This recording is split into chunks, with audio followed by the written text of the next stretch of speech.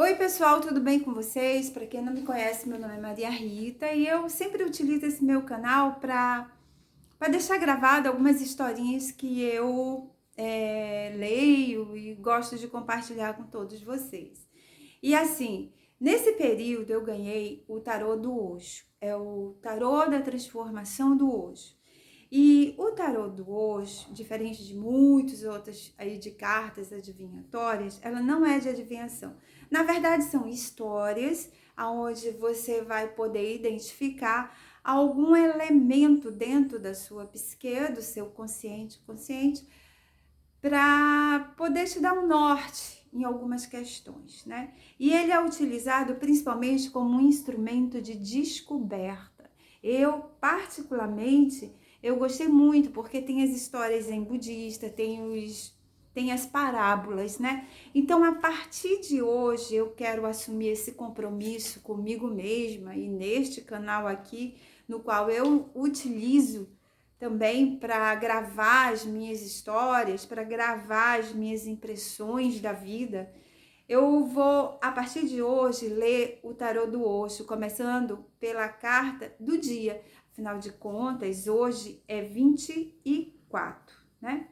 Então, eu espero que vocês gostem, porque todos os dias eu vou fazer esse compromisso de estar justamente falando sobre as cartas do dia do tarô do Osho da transformação, tá ok? E ele começa assim, a carta 24, que hoje é 24 de fevereiro, diz o seguinte: o mau uso do poder. Como Vivekananda perdeu seus poderes. Então ele diz assim: o antídoto para o mau uso do poder psíquico é o amor. Por quê? Do contrário, todo o poder se corrompe.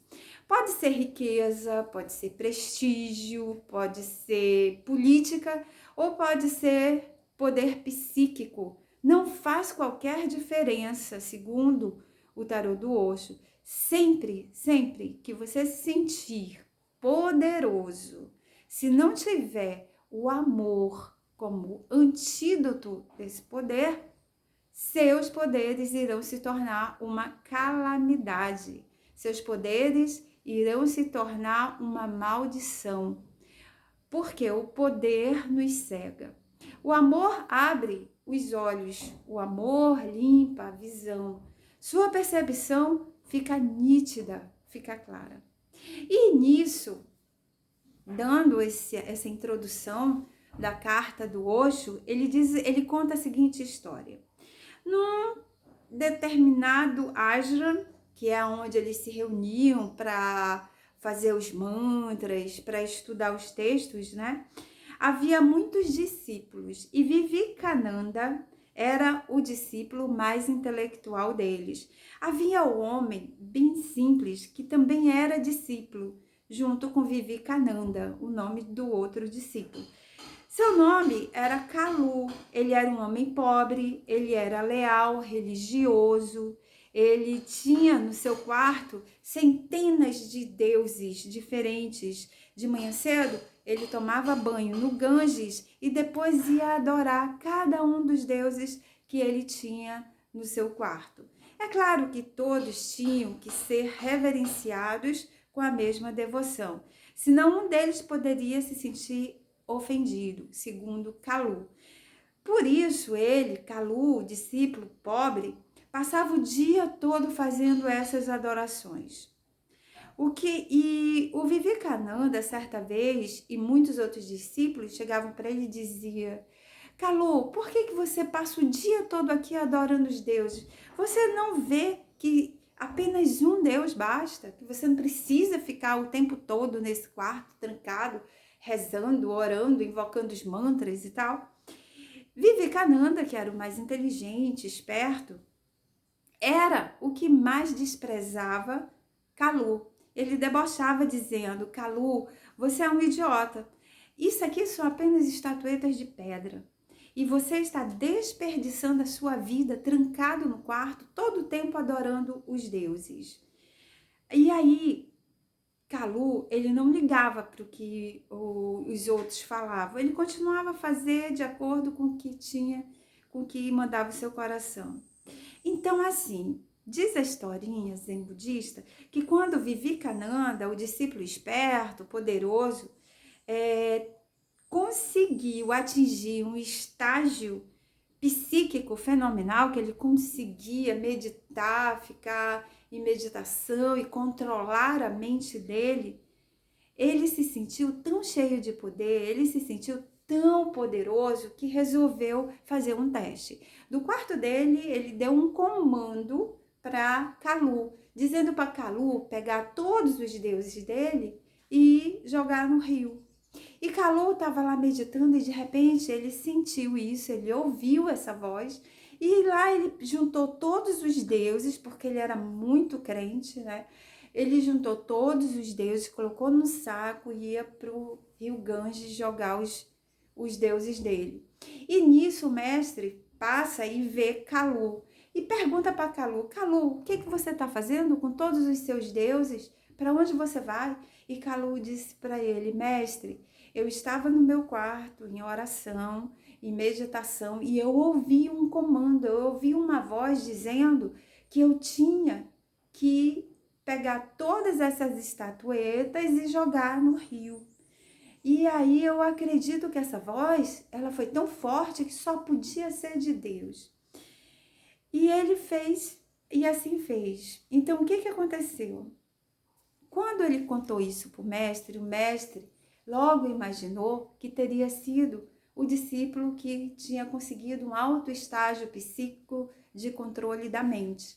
E aí ele pegou e disse: Kalu, não faça isso, volte para o seu quarto, que isso não foi a voz de Deus. Kalu, mas eu ouvi. Aí o mestre falou: me obedeça, volte para o seu quarto e continue a fazer as suas orações aos seus deuses. E assim foi. Até que o mestre viu Vivekananda e chamou Vivekananda para uma conversa. O que você fez com Kalu? E Vivekananda disse, confessou que ele tinha dado uma ordem, ele estava fazendo experiências com seu grande poder e deu uma ordem pro Kalu jogar todos os deuses. E olha como ele já tinha conseguido esse alto estágio, né? E assim, o mestre Ramakrishna, que era o nome do mestre, conversou com Kalu e depois disse para ele: Kalu tem um coração puro, inocente, e você, Vivekananda, que conseguiu tanto poder psíquico, usou isso para o mal. Então, a partir de agora, você não vai mais ter esses poderes. O que você vai fazer? Você vai voltar ao início para aprender todas as suas lições novamente. Então, meio que Vivekananda foi rebaixado. E o que acontece com isso? Conta-se que Vivekananda morreu sem atingir a iluminação, que era o grande desejo dele, né? Então, o que significa? Ainda que ele tenha se tornado um grande mestre psíquico com os poderes e que controlaria a mente, ele usou isso de má fé, ele usou mal o poder que lhe foi dado. Entende isso? Isso aconteceu depois de obter algum poder. Ele decidiu usá-lo não em benefício de alguém, mas para prejudicar alguém. Então, a carta de hoje, do tarô do Osho, ele fala sobre o mau uso do poder. Como isso pode me servir, não é? Às vezes a gente é tão inteligente, a gente lê tanto, mas usa isso de uma forma que não beneficie. Por isso que nós sempre oramos dessa forma.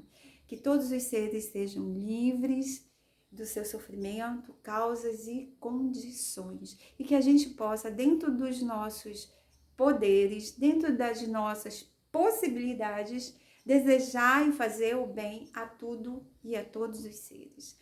Namastê, queridos. Espero que vocês tenham gostado.